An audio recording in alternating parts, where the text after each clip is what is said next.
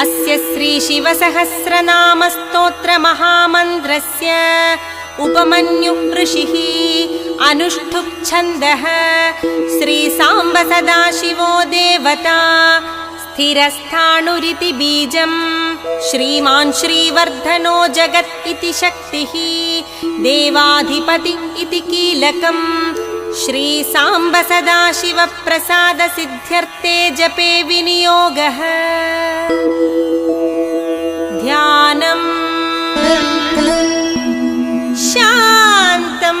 पद्मासनस्थं शशिधर मकुटं पञ्चवक्त्रं त्रिनेत्रं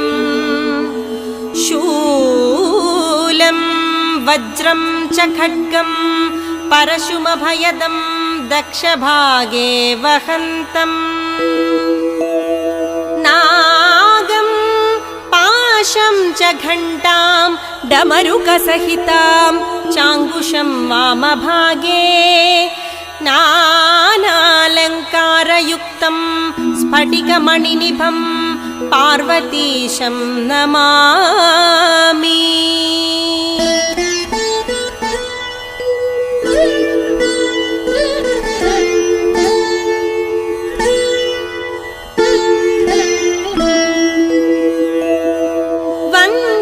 शम्भुमुमापतिं सुरगुरुं वन्दे जगत्कारणं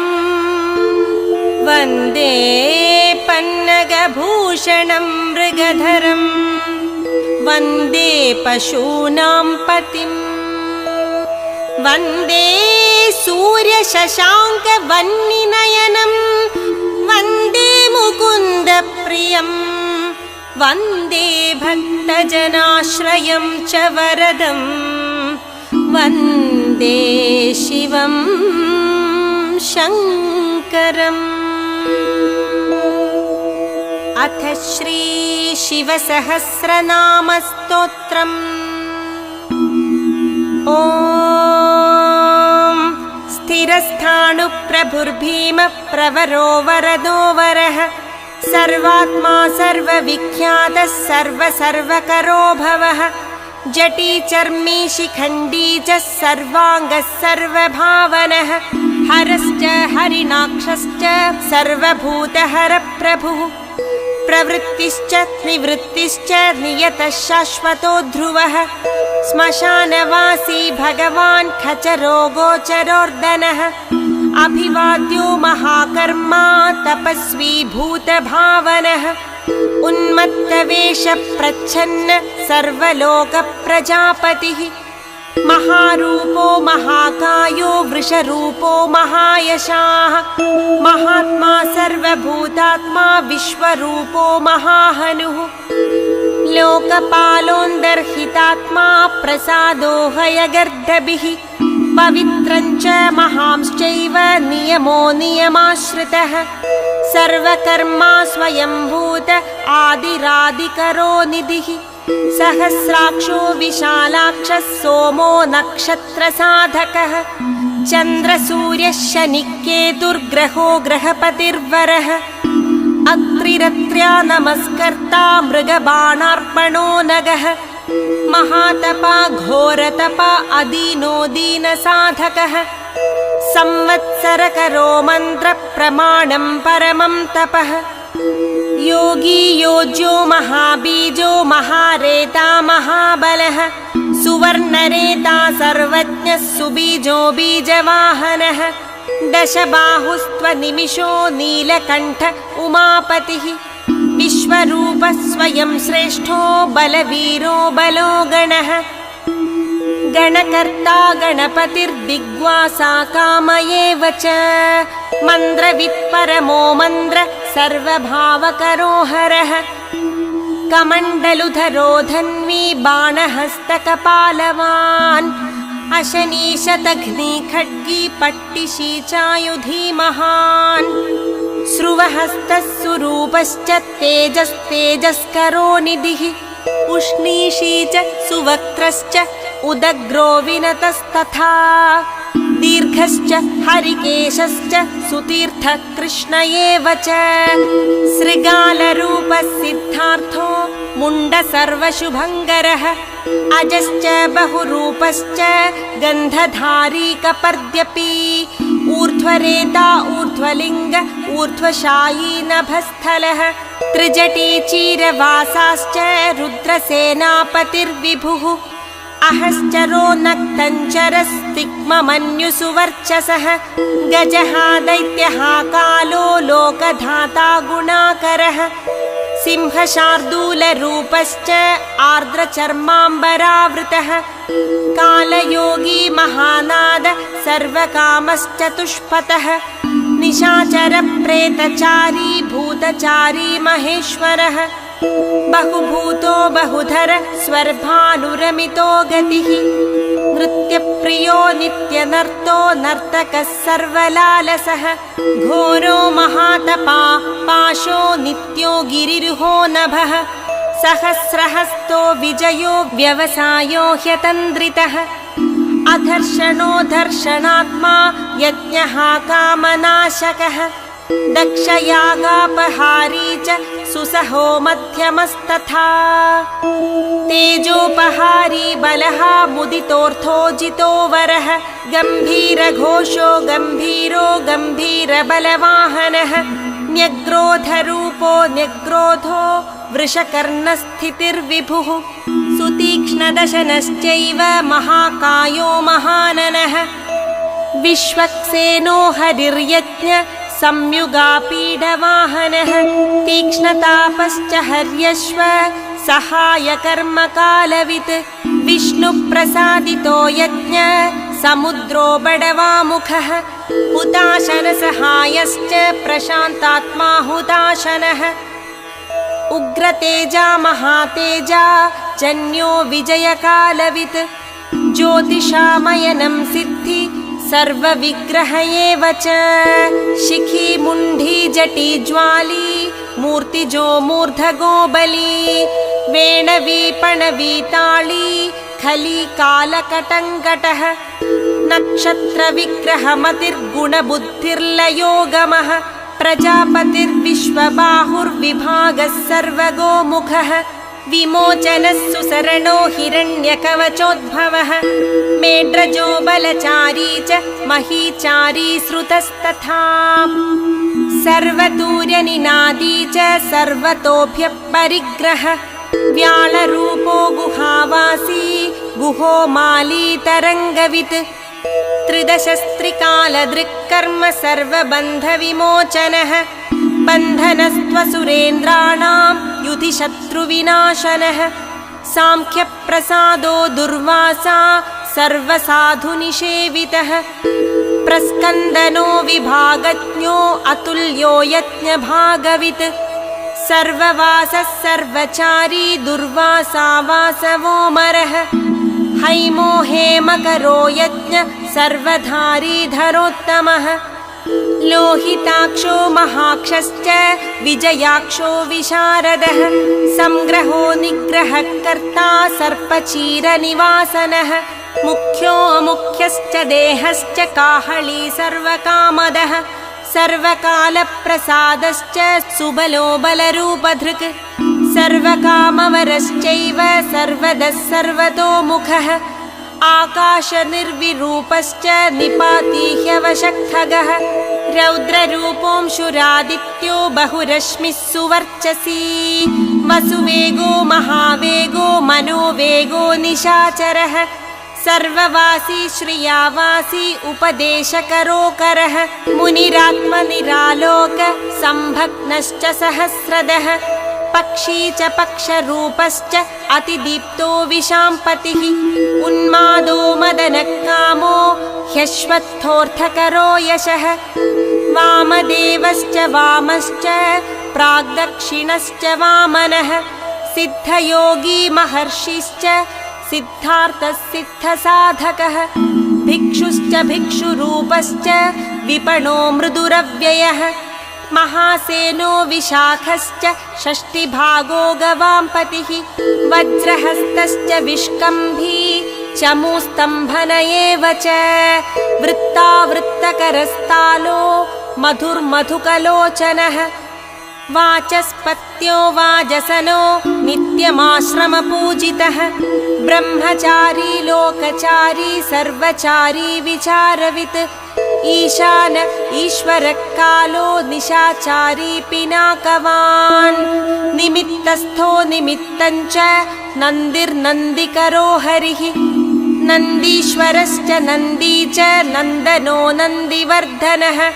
भगहारी निहन्ता च कालो ब्रह्मा पितामहः चतुर्मुखो महालिङ्गश्चारुलिङ्गस्तथैव च लिङ्गाध्यक्षः सुराध्यक्षो योगाध्यक्षो युगावहः बीजाध्यक्षो बीजकर्ता अध्यात्मानुगतो बलः इतिहासः सङ्कल्पश्च गौतमोऽथ निशाकरः दम्भो ह्यदम्भो वैदम्भो वश्यो वशकरः कलिः लोककर्ता पशुपति महाकर्ता ह्यनौषधः अक्षरं परमं ब्रह्म बलवच्छक्र एव च नीतिर्ह्यनीति शुद्धात्मा शुद्धो मान्यो गतागतः बहुप्रसादः सुस्वप्नो दर्पणोऽथत्वमित्रजित् वेदकारो मन्द्रकारो विद्वान् समरमर्दनः महामेघनिवासी च महाघोरो वशीकरः अग्निज्वालो महाज्वालो ह्यतिधूम्रो हुतो हविः वृषणः शङ्करो नित्यं वर्चस्वी धूमकेतनः नीलस्तथाङ्गलुब्धश्च शोभनो निरवग्रहः स्वस्तिदस्वस्ति भावश्च भागी भागकरो लघुः उत्सङ्गश्च महाङ्गश्च महागर्भपरायणः कृष्णवर्णः सुवर्णश्च इन्द्रियं सर्वदेहिनां महापादो महाहस्तो महाकायो महायशाः महामूर्धा महामात्रो महानेत्रो निशालयः महान्दको महाकर्णो महोष्ठश्च महाहनुः महानासो महाकम्बु महाग्रीवश्मशानभाग महावक्षा महोरस्को ह्यन्तरात्मा मृगालयः लम्बनो लम्बितोष्ठश्च महामाय पयोनिधिः महादन्तो महादंष्ट्रो महाजिह्वो महामुखः महानखो महारोमा महाकेशो महाजटः प्रसन्नश्च प्रसादश्च प्रत्ययो गिरिसाधनः स्नेहनो स्नेहनश्चैव अजितश्च महामुनिः वृक्षाकारो वृक्षकेतुरनलो वायुवाहनः गण्डलीमेरुधामा च देवाधिपतिरेव च अथर्वशीर्षः सामास्य ऋक्सहस्रामितेक्षणः यजुःपादभुजो गुह्य प्रकाशो जङ्गमस्तथा अमोघार्थप्रसादश्च अभिगम्य सुदर्शनः उपकारप्रियः सर्वकनककाञ्चनच्छविः नाभिर्नन्दिकरो भाव पुष्करस्थपति स्थिरः द्वादशस्त्रासनश्चाद्यो यज्ञो यज्ञसमाहितः नक्तं कलिश्च कालश्च मकरकालपूजितः सगणो गणकारश्च भूतवाहनसारथिः भस्मशयो भस्मगोप्ता भस्मभूतस्तरुर्गणः लोकपालस्तथा लोको महात्मा सर्वपूजितः शुक्लस्त्रिशुक्लसम्पन्नः शुचिर्भूतनिषेवितः आश्रमस्थक्रियावस्थो विश्वकर्ममतिर्वरः विशालशाखस्ताम्रोष्ठो ह्यम्बुजालः सुनिश्चलः कपिलः कपिशः शुक्ल आयुश्चैव परोपर गन्धर्वो ह्यदितिस्तार्क्ष्य सुविज्ञेयः सुशारदः परश्वधायुधो देवो ह्यनुकारी सुबान्धवः तुम्बवीणो महाक्रोध ऊर्ध्वरेता जलेशयः उग्रो वंशकरो वंशो वंशनादो ह्यनिन्दितः सर्वाङ्गरूपो मायावी सुहृदो ह्यनिलो नलः बन्धनो बन्धकर्ता च सुबन्धनविमोचनः स यज्ञकारी सकामारिर्महादंष्ट्रो महायुधः बहुधा निन्दितः सर्व शङ्करः शङ्करोधनः अमरेशो महादेवो विश्वदेव सुरारिः अहिर्बुध्न्यो निलाभश्च चेकितानो हविस्तथा अजैकपाच्चकापाली त्रिशङ्गुरजितः शिवः धन्वन्तरिर्धूमकेतु स्कन्दो वैश्रवणस्तथा धाता शक्रश्च विष्णुश्च मित्रस्त्वष्टा ध्रुवोधरः प्रभावः सर्वगो वायुरर्यमा सविता रविः उषङ्गुश्च विधाता च मान्धाता भूतभावनः विभुर्वर्णविभावी च सर्वकामगुणावः पद्मनाभो महागर्भश्चन्द्रवक्त्रो नीलो नलः बलवांश्चोपशान्तश्च पुराणपुण्यचञ्जुरी कुरुकर्ता कुरुवासी कुरुभूतो गुणौषधः सर्वाशयो दर्भचारी सर्वेषां प्राणिनां पतिः देवदेव सुखासक्त सदसत्सर्वरत्नवित् कैलासगिरिवासी च हिमवद्गिरिसंश्रयः कूलहारी कूलकर्ता बहुविद्यो बहुप्रदः वणिजो वर्धकी वृक्षो बहुलश्चन्दनच्छदः सारग्रीवो महाजत्रुरलोलश्च महौषधः सिद्धार्थकारी सिद्धार्थश्छन्दो व्याकरणोत्तरः सिंहनादः सिंहदंष्ट्र सिंहगः सिंहवाहनः प्रभावात्मा जगत्कालस्थालो लोकहितस्तरुः सारङ्गो नवचक्राङ्गकेतुमाली सभावनः भूतालयो भूतपतिरहोरात्रमनिन्दितः वाहिता सर्वभूतानां निलयश्च विभुर्भवः अमोघः संयतो ह्यश्वो भोजनप्राणधारणः धृतिमान् मतिमान् दक्ष सत्कृतश्च युगाधिपः गोपालिर्गोपतिर्ग्रामो गोचर्मवसनो हरिः हिरण्यबाहुश्च तथा गुहापाल प्रवेशिनाम् प्रकृष्टारिर्महाहर्षो जितकामो जितेन्द्रियः गान्धारश्च सुवासश्च तपसक्तो रतिर्नरः महागीतो महानृत्यो ह्यप्सरो गणसेवितः महाकेतुर्महाधातुर्नैकसानुचरश्चलः आवेदनीय आदेश सर्वगन्धसुखावः तोरणस्तारणो वात परिधिपतिखेचरः संयोगो वर्धनो वृद्धो ह्यतिवृद्धो गुणाधिकः नित्य आत्मसहायश्च देवासुरपतिपतिः युक्तश्च युक्तबाहुश्च देवो दिवि सुपर्वणः आषाढश्च सुषाढश्च ध्रुवोऽथ हरिणो हरः वपुरावर्तमानेभ्यो वसुश्रेष्ठो महापथः शिरोहारि विमर्शश्च सर्वलक्षणलक्षितः अक्षश्च रथयोगी च सर्वयोगी महाबलः समाम्नायो समाम्नायस्तीर्थदेवो महारथः निर्जीवो जीवनो मन्द्र शुभाक्षो बहुकर्कशः रत्नप्रभूतो रत्नाङ्गो महार्णवनिपातविद् मूलं विशालो ह्यमृतो व्यक्ता व्यक्तस्तपोनिधिः आरोहणोधिरोहश्च शीलधारी महायशाः सेनाकल्पो महाकल्पो योगो युगकरो हरिः युगरूपो महारूपो महानागहनो वधः न्यायनिर्वपणपाद पण्डितो ह्यचलोपमः बहुमालो महामाल शशिहरसुलोचनः विस्तारो लवणकूपस्त्रियुगः सफलोदयः त्रिलोचनो विषण्णाङ्गो मणिविद्धो जटाधरः बिन्दुर्विसर्गः सुमुखः शरसर्वायुधः सः निवेदनः सुखाजात सुगन्धारो महाधनुः गन्धपाली च भगवानुत्थान सर्वकर्मणां मन्थानो बहुलो वायु सकलः सर्वलोचनः तलस्थालकरस्थाली ऊर्ध्वसंहननो महान् छत्रं सुछत्रो विख्यातो लोकसर्वाश्रयक्रमः मुण्डो विरूपो विकृतो दण्डी कुण्डी विकुर्वणः हर्यक्षककुभो वज्री शतजिह्वः सहस्रपात् सहस्रमूर्धा देवेन्द्र सर्वदेवमयो गुरुः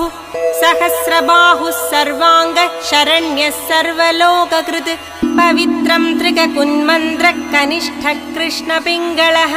ब्रह्मदण्डविनिर्माता शतघ्नीपाशशक्तिमान् पद्मगर्भो महागर्भो ब्रह्मगर्भो जलोद्भवः गभस्तिर्ब्रह्मकृत् ब्रह्मी ब्रह्मविद् ब्राह्मणो गतिः अनन्तरूपो नैकात्मा तिक्मतेजा स्वयंभुवः ऊर्ध्वगात्मा पशुपति वातरंहा मनोजवः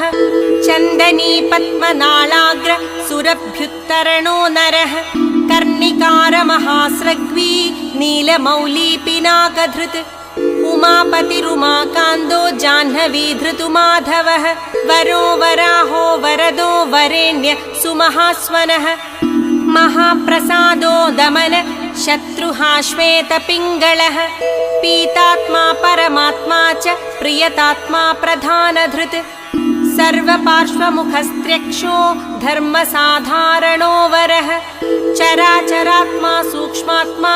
अमृतो गोवृषेश्वरः साध्यर्षिर्वसुरादित्यो विवस्वान् सवितामृतः व्यासः सर्ग सुसंक्षेपो विस्तरपर्ययो नरः ऋतुः संवत्सरो मास पक्ष संख्यासमापनः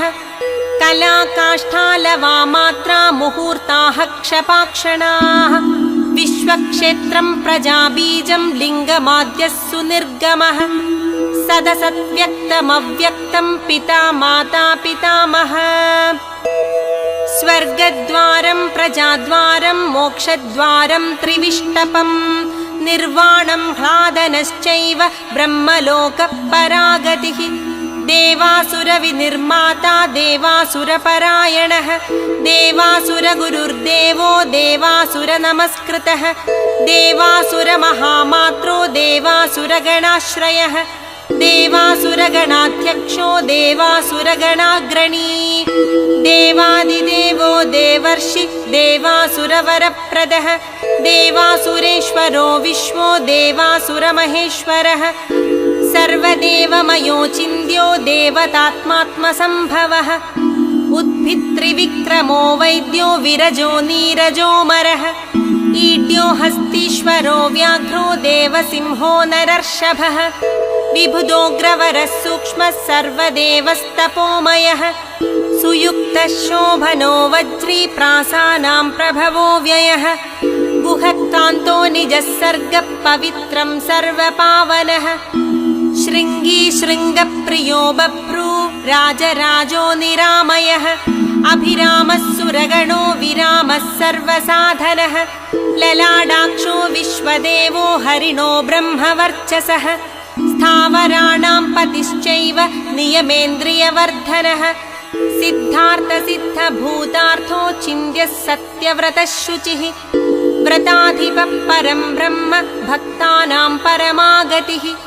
विमुक्तो मुक्ततेजाश्च श्रीमान् श्रीवर्धनो जगत् इति श्रीमहाभारते अनुशासनिकपर्वणि शिवसहस्रनामस्तोत्रम् सम्पूर्णम्।